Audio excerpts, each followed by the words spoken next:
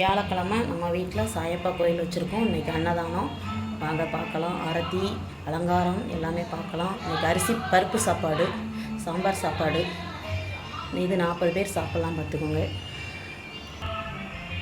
இது பூசணிக்காய் கடலைப்பருப்பு போட்ட கூட்டு பார்த்துக்கோங்க.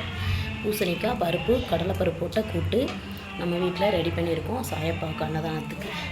இது பால் பாயாசம், நெய் போட்டு ஜவ்வரிசி சேமியா எல்லாமே போட்டு நெய் போட்ட பாயாசம். இப்போ நம்ம ஆரத்தி பார்க்கலாம், அலங்காரம் பார்க்கலாம்.